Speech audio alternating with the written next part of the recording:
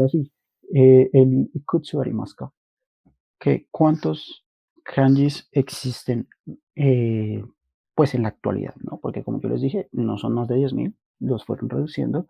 De hecho, la última modificación, sé que fue por los años 1900, empezando, no me sé los años exactamente, pero sé que fue por allá la última modificación que hicieron. Incluso hicieron una modificación en el hiragana. Y una bastante interesante que es la de este hiragana. ¿Si se acuerdan cuál es ese hiragana? Nosotros, o no, bueno, no nosotros, en general es wo, ¿m? Pero resulta y pasa que por motivos, no sé, podría ser muy chistoso, pero por celos y por problemas incluso políticos entre China y Japón, ellos quisieron deshacerse de ciertas pronunciaciones muy comunes en China. ¿M? Una de ellas fue esta, wo. Y es como que, ¿qué tiene que ver eso? Pues si vamos a buscar palabras en chino, el wo es una palabra muy, muy usada en el chino, ¿no? Como un going o wo, woikit, woiketsu, algo así.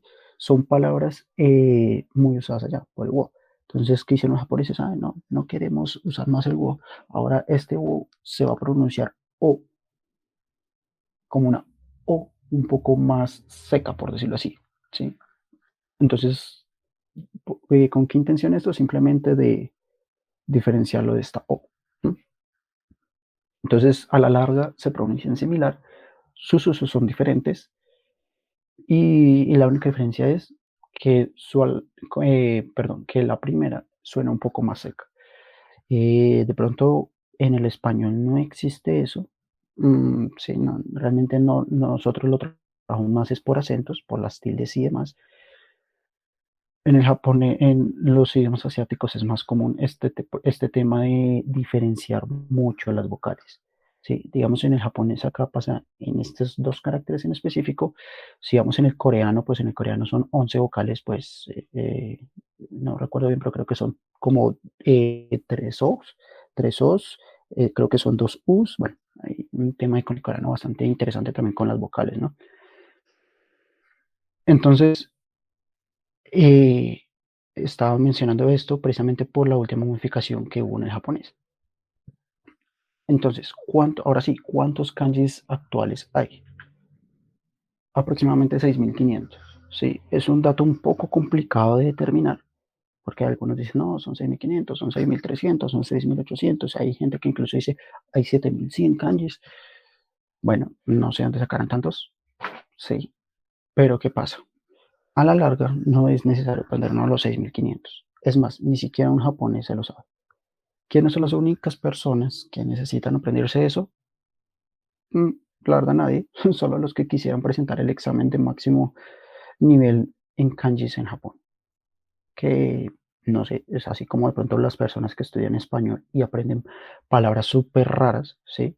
Los usarán. O sea, por ejemplo, no sé, si yo les digo a ustedes qué es carpanta o qué es batuquear, ¿alguno sabe qué significa esas dos palabras en español? Yo supuse que nadie lo va a saber. Sí, digamos, esos me los aprendí yo por pura y mera casualidad hace un tiempo. Y carpanta simplemente en español es lo mismo que decir que tengo muchísima hambre, o sea, un hambre, lo que uno diría como un hambre atroz, es carpante. Y pues batuquear simplemente es mezclar demasiado fuerte. Es como, de hecho, se lo hizo bastante mi madre, cuando uno, por ejemplo, está en la cocina amasando y pues uno, batuque eso bien. Es como mezcle duro, con fuerza, con ganas. ¿Mm? Entonces, para que vean, incluso en el español hay muchas palabras, de hecho esos son dos, pero si averiguamos, incluso no son 6.500, son por lo menos unas 5.000 o 10.000 palabras en español que nosotros o no usamos, no conocemos, o simplemente ya no se usan casi, ¿sí? Son muy, muy específicas. Incluso si vamos a otras regiones, a otros países, usan incluso palabras ya que se conocen como palabras culturales, ¿no? Que ya en otros lugares van a tener otro significado, otra manera de expresarlo. Entonces, ¿cuántos kanji realmente tendríamos que aprender? o pues más o menos son oficialmente en los diccionarios japoneses. 2136, ¿sí? Ahí es donde uno ve todo esto así.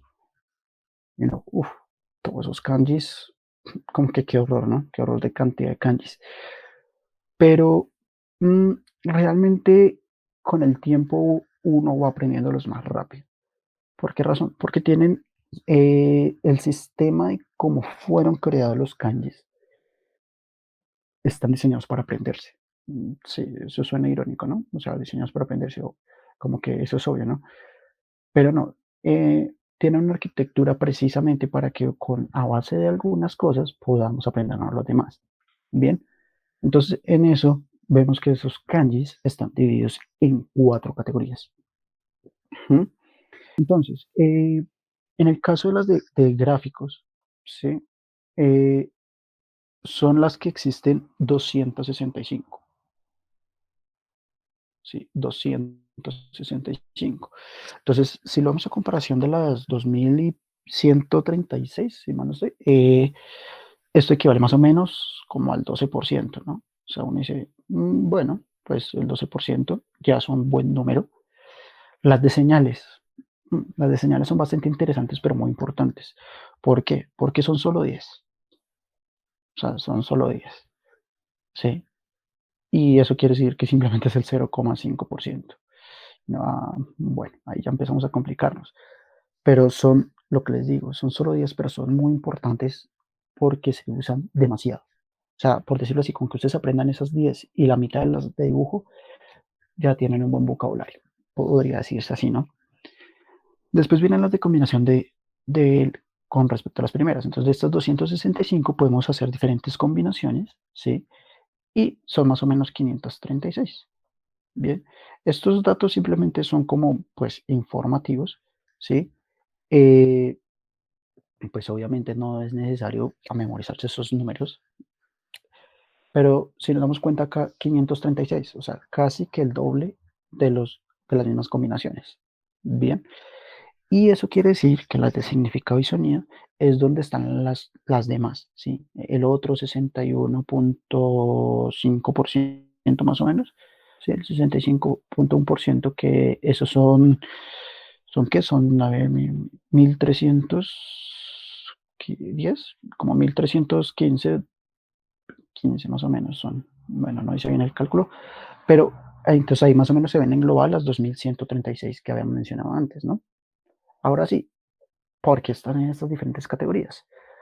Las de gráficos son como las más fáciles. ¿Por qué? Por ejemplo, el de fuego, el kanji de fuego. Uno bastante peculiar, que lo vimos al principio de las diapositivas, que vemos ahí una fogata, ¿verdad? Hagámosla un poco más sencilla la fogata. ¿Listo? Ahora, a partir de eso tan sencillo, convirtámoslo en un kanji. ¿Cómo que kanji? Básicamente, el kanji de fuego es, tenemos dos akasiri y akasiri. Entonces ya encuentras como las llamitas y las leños en la parte de abajo. Bien, y ya, ese es el kanji de fuego. O sea, como que no hay mucha complejidad y es muy ilustrado de su origen, de su significado. Así tenemos los otros 264 kanjis que acabo de mencionar. Vamos a ver uno ahí como adicional, el de árbol. ¿M? Entonces se dan cuenta, pues ahí está el arbolito y al lado está como el árbol con su tronco. Hay algunos que incluso dicen que las rayitas de los lados son las raíces, pero es que sus ramas, bueno, lo importante es entender que se parece a un árbol. Y así sucede con muchos kanjis de cosas visuales. Hay que tener muy en cuenta que eh, hay cosas que no son visuales, ¿no? Como por ejemplo mm, los sentimientos. Sí, por ejemplo, la palabra amor. Sí, o sea, uno puede decir amor normal, pero no existe algo gráfico para explicarlo. Entonces, esas se convierten en la parte de los de 1315, donde están más, ¿verdad? Ahora vienen los de señales. Los de señales, porque también son 10, son fáciles, pero son también muy importantes. Pero, por ejemplo, está este kanji. Ya, ese es todo el kanji. Como que solo es una raya, ¿no? ¿Qué significa este kanji? Significa el número 1. Y si seguimos de ahí en adelante, ¿qué pasa? El número 2 y el número 3. Y el número 4, no, el número 4 no son 4 líneas. Pero tenemos el 1, 2, 3. Y allá, ahí simplemente ya de esos 10 kanjis, de ese 0,5%, ya nos aprendimos 3. ¿Por qué? Porque simplemente con verlos ya sabemos que es el 1, el 2 y el 3. Hay otros dos kanjis que son bastante interesantes y estos dos que entran en esta misma categoría. Uno significa arriba y el otro significa abajo. ¿Listo? Si se dan cuenta, vean, aquí ya hemos visto 3, 4, 5, 6, 7 kanjis. O sea, 7 kanjis y bueno, agreguemos el de Chikara que está ahí en la esquinita. Sí, 8 kanjis. Y realmente lo único que hasta ahora hemos dicho su pronunciación es el de Chikara. Sí, porque yo no les he hecho como se dice el 1, 2, 3, arriba, abajo, fuego y árbol en japonés. Simplemente hemos visto la escritura. Y pues simplemente hemos visto la escritura básica. Ahora vienen los que dicen combinaciones gráficas. ¿Cómo así que combinaciones gráficas? Pues simplemente son los gráficos que están a este lado, ¿sí? Y los utilizan para combinar. Entonces, un ejemplo con el de árbol. De hecho, el de árbol tiene bastantes interesantes. Está este.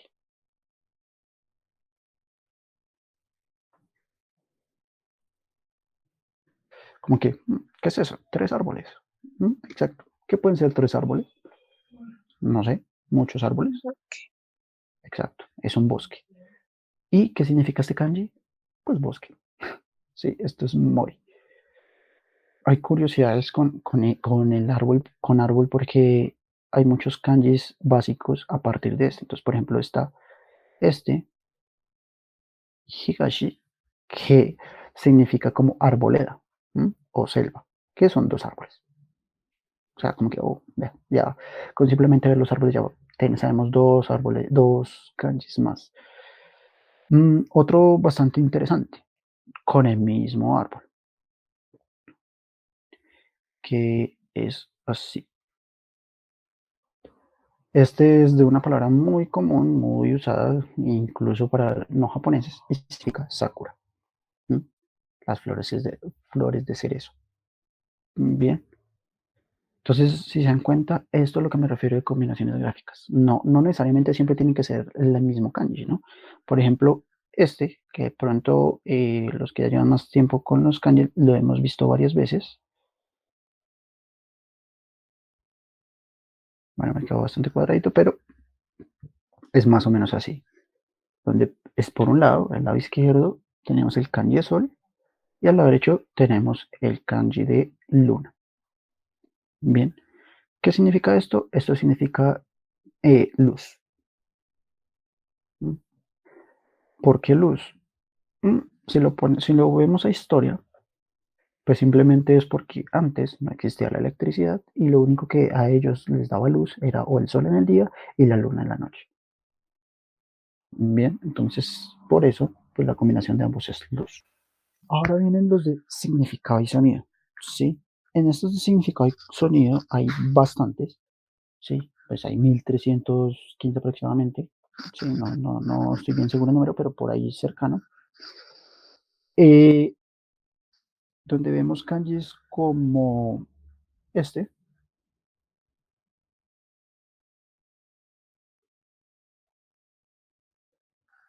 ¿sí?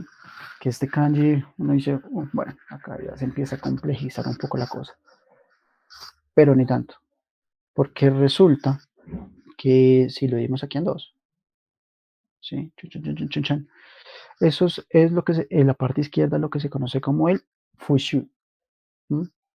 Que es como su carácter de significado, ¿sí? Entonces, eso que está en la parte izquierda, o sea, este pedacito que está acá, solo este, eso significa decir. Sí, eso es otro, bueno, otro kanji, que de hecho ese sí pertenece aquí a combinaciones gráficas, ¿sí? Que pues está el kanji de boca y el de ondas, básicamente. ¿Mm? Eso significa decir. Eso quiere decir que el significado de la palabra o sea, del kanji que está de primeras arriba, eso quiere decir que es algo relacionado con decir o algo relacionado con el habla. ¿Mm? Como que, bueno, no sabríamos qué es. Y lo que está al lado derecho es casi que la manera de pronunciar, ¿sí?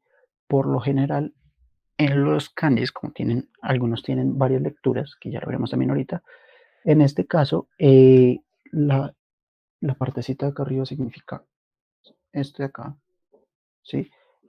Esto se pronuncia go. ¿Mm? Y casualmente, una de las pronunciaciones de todo el kanji en general es go.